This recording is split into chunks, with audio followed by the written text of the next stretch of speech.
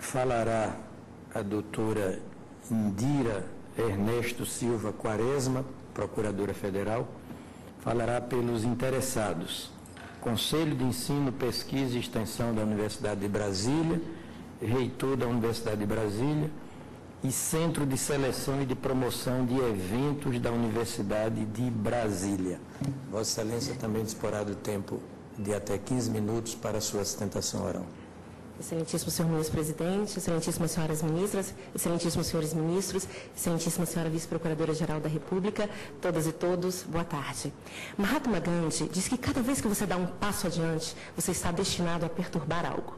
Agita o ar enquanto avança, levanta pó, altera o chão, vai atropelando coisas. Quando uma sociedade inteira avança, continua ele, esse atropelo se faz em uma escala muito maior. E cada coisa que transtornar, os interesses criados que quiser suprimir, tudo se transforma em obstáculo. A Universidade de Brasília deu um passo adiante. Foi a primeira universidade pública federal a instituir o regime de cotas raciais em seu vestibular. E é por isso que nós estamos aqui, porque ela perturbou algo. Ela transtornou interesses, ela perturbou uma ordem exclusivista no propósito de incluir, de se diversificar, de se colorir.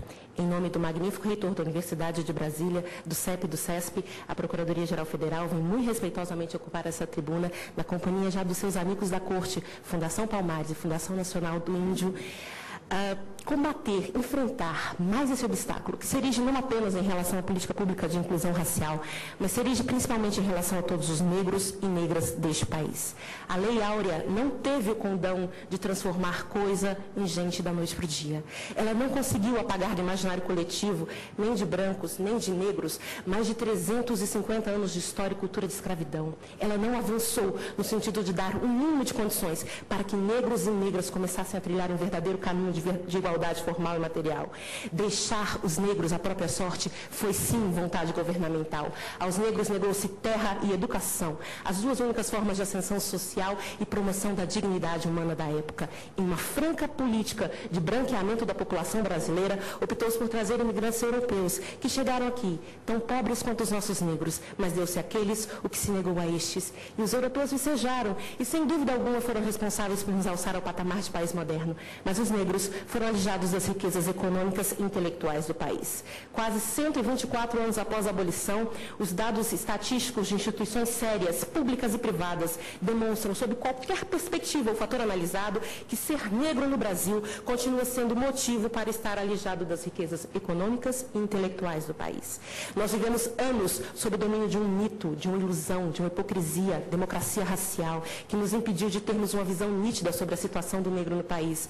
E ainda hoje, quando todos os indicadores sociais e econômicos retumbam que essa democracia racial não existe e nunca existiu, há quem insista em tentar obnubilar o debate, escamoteando o racismo sobre a pobreza. Falar abertamente sobre racismo no Brasil parece que toca os medos mais profundos. Por outro lado, não enfrentar a questão tem sido uma das razões do fracasso do nosso projeto de uma nação livre, justa, solidária, fraterna.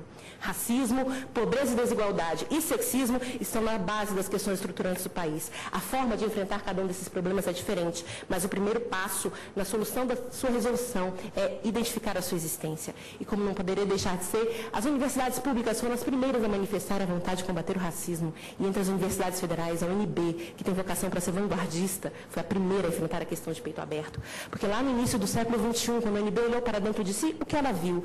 Ou melhor, excelências, o que ela não viu? Ela não viu alunos e professores negros na mesma proporção que nós existimos na sociedade. Éramos historicamente apenas 2% entre os alunos e 1% entre os professores. E ela viu que não era só na universidade que nós negros estávamos subrepresentados, mas em todas as esferas de poder e prestígio, a participação dos negros ao longo de mais de um século tem sido rara.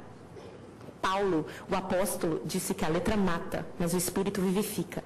A UNB vivificou o princípio da igualdade, materializando-o, e se dispôs a ser agente de transformação do perfil educacional dos negros da comunidade brasilense com respaldo constitucional da autonomia universitária. Claro que não foi um processo simples, nem ainda o é. O Democratas, por exemplo, acha que o negro não deve ter uma vaga na universidade só porque é negro, e o pensamento por trás é no que ele é melhor do que o branco, afinal.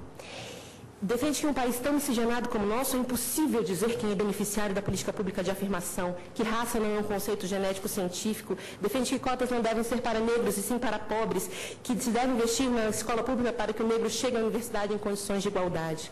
Diz que o Brasil se transformará em uma Ruanda, que contabilizou mais de 1 milhão de mortos em uma guerra civil racial entre Tutsi e Hutus, só porque a Universidade do Brasil implantou um sistema de cotas raciais. E não bastasse isso, ainda acusa o UNB de práticas hitlerianas.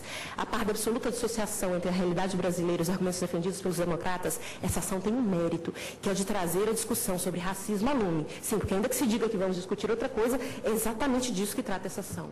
Racismo no Brasil, só nós negros podemos senti-lo. Este era o lema da Frente Negra Brasileira, criada em 1931, e infelizmente hoje, 81 anos depois, ainda tem seu lugar. O mestre pela UNB, Damião Alves, diz que a classe média brasileira, em geral branca, sempre se achou muito tolerante e receptiva ao contato com pessoas de outras cores. A ideia de uma sociedade que não se importa com cores é normalmente defendida por pessoas de pele mais clara. A igualdade é sempre vista da perspectiva do dominante, ainda que a dominação seja complacente. Essa relação amistosa, muito bem retratada por Monteiro Lobato através das personagens Dona Benta e Tia Anastácia, dá a falsa impressão que o Brasil não é racista. E essa falsa impressão é ainda alimentada por um outro fator. O negro é o símbolo da cultura nacional. Ora, indagam muitos, se o negro é o símbolo da cultura nacional, como é que ele pode ser discriminado? Isso, na verdade, esconde as chamadas áreas duras e moles das relações raciais no Brasil. Os antropólogos dizem que nas áreas duras a cor da pessoa tem maior importância, ao passo que nas moles não. As áreas duras são trabalho, universidade e mercado matrimonial. E as áreas moles são ligadas ao domínio da cultura, do lazer e da religião. Carlos Rasenbalg diz que é na complexa inter-relação família, educação e mercado de trabalho que se define o lugar que as pessoas irão ocupar na hierarquia social. E é aqui que, para a maioria dos negros, se estruturam as suas condições de exclusão e subordinação. Racismo não se opera apenas na forma da violência, da segregação, do apartheid ou de plaquinhas only white. A professora Rita Segato, da UNB, ensina que no Brasil o racismo é do tipo automático, irrefletido, naturalizado, culturalmente estabelecido e que não chega a ser reconhecido ou explicitado como atribuição de valor e ideologia, mas constitui o gargalo e o escoadouro dos alunos negros, impedindo-os de avançar no sistema educativo.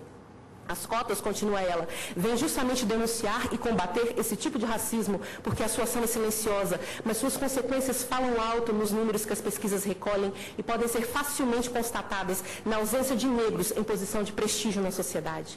Um argumento recorrente nessa discussão é uma suposta dificuldade de identificar quem é negro no Brasil.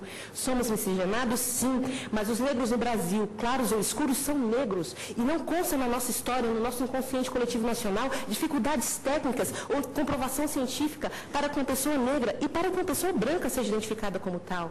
Os olhares brasileiros identificam os negros em qualquer ambiente e nós somos assim reconhecidos para todas as situações reportadas em jornais, revistas, televisão, trabalhos científicos e no nosso cotidiano.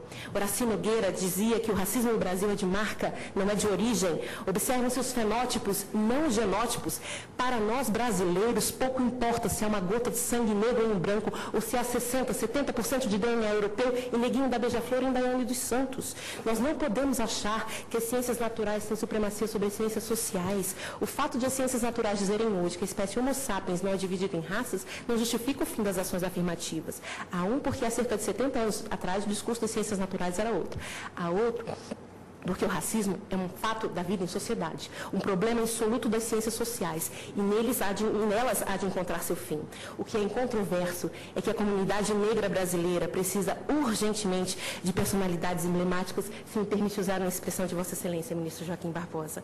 Há um consenso na sociologia que o negro no Brasil só experimenta ascensão social forte pelo futebol, pela música e pelo narcotráfico. Excelências, se o menino for perna de pau e a menina não tiver talento para música e ambos não forem capturados pelo canto da sereia do narcotráfico, que tipo de emprego eles terão? Eu vos respondo, do tipo braçal, do tipo de pouco desafio intelectual, do tipo de baixa remuneração. Que tipo de motivação eles terão se olham para os profissionais de sucesso, e não me refiro aqui a celebridades, e não veem quase ninguém da sua cor? O que fazer com esse sentimento? Não, sentimento não. Com esse pensamento derrotista de estudar e ser doutor não é para mim.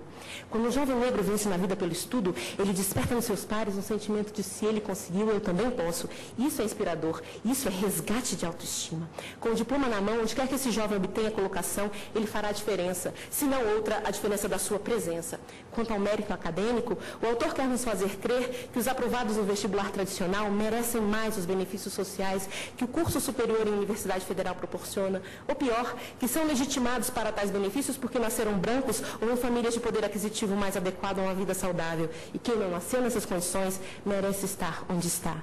No caso da clivagem racial, essa percepção é socialmente desastrosa, pois pesa sobre a população negra o estigma da incompetência construída pela ideologia racista, e a sua ausência dos bancos universitários reforça todo o sistema de segregação racial. Então eu me recordo quando Nelson Mandela disse: será que alguém realmente pensa que eles não conseguiram o que queriam porque não tinham o talento, a força ou a tolerância do comprometimento? Nós não somos só braço, só corpo, só ginga. Nós somos seres holísticos, completos, capazes de contribuir para a formação do patrimônio não só cultural, mas também científico do país. O que nós não podemos mais é sermos minados em nossa autoestima. E é isso que o racismo brasileiro faz. Ele faz nos duvidar da nossa capacidade desde pequenos. Ele derruba as crianças negras dos bancos escolares. Todos têm mérito. E o mérito dos candidatos incluídos pelo sistema de cotas obedece a novos parâmetros meritórios de conhecimento e oportunidade, não mais baseado nos valores históricos culturais de nossa formação, que é calcada no genocídio dos povos nativos, no escravismo dos povos africanos e no colonialismo. Ao contrário, a universidade, e é seu papel, deve ser contribuidora privilegiada do desenvolvimento humano, o que pressupõe olhar os indivíduos a partir da complexidade do meio, da cultura, da história e das relações econômicas circundantes. A boa índole do povo brasileiro tem dado mostras de que qualquer menção à guerra civil ocorrida em Ruanda é um desvario. A convivência entre brancos e negros no campus tem sido a mais pacífica, tolerante e respeitosa possível. O que não foi respeitoso foi comparar o sistema de cotas da UNB com práticas hitlerianas. Está indelevelmente gravado nos anais da história e na memória e nos corpos daqueles que sobreviveram ou não ao nazismo, que Hitler tirou os judeus das escolas e universidades e os colocou nos campos de concentração. A UNB tira-nos, nós negros, dos campos de concentração, da exclusão, e nos coloca na universidade. Eu prefiro ter como referência a história das mulheres. Ela demonstra bem o que pode vir a ser a história dos negros neste país. Eu peço que Vossas Excelências gravem em suas memórias o quadro desse julgamento. Somos tantas mulheres, advogadas, ministras, procuradoras, servidoras, trabalhando árdua e ardentemente para o deslinde de uma das questões mais controvertidas do Brasil, Brasil este que hoje é presidido por uma mulher. Esse quadro, com tantas personagens femininas, seria inimaginável em 1960, mas eu vou mais além. Ele estaria incompleto há apenas 12 anos atrás, antes de a primeira mulher ter assento nessa corte, e ele ainda estaria incompleto há menos de 1 ano e meio atrás, antes de a primeira mulher assumir a presidência desse país. Algumas pessoas retrógradas podem até dizer que as mulheres tomaram o lugar dos homens. Afinal de contas, machismo é um problema que ainda nos assola. Mas o fato é que é a sociedade que tem uma capacidade ímpar de se expandir, de acomodar, de incluir. Enfim, Excelências, o sistema de cotas, ele é belo e necessário. É em boa medida reparatório, sim, para corrigir as injustiças praticadas no passado, mas é principalmente distributivo, e então ele se agiganta, pois o objetivo é melhor repartir no presente a igualdade de oportunidades para um futuro melhor para todos os brasileiros. Excelências, a UNB encerra esse momento pugnando pelo não conhecimento, pelo desprovimento da arguição e citando Ronald Dworkin, para quem, se os nossos juízes reconhecerem esse aspecto do que as nossas melhores universidades pretendem fazer, bem como a sua necessidade acadêmica de diversidade educacional, eles terão servido especialmente bem. Terão agido não só como juízes que permitiram a continuidade de iniciativa educacional essencial, mas como professores que ajudaram a explicar à nação o verdadeiro e duradouro preço para todos do nosso passado racista e a promessa nítida de uma política educacional que possa nos ajudar a alcançar, caso realmente o queiramos, uma união mais perfeita. A UNB e todos os brasileiros precisam que hoje Vossas Excelências sejam, além de nossos juízes, nossos professores. Obrigada.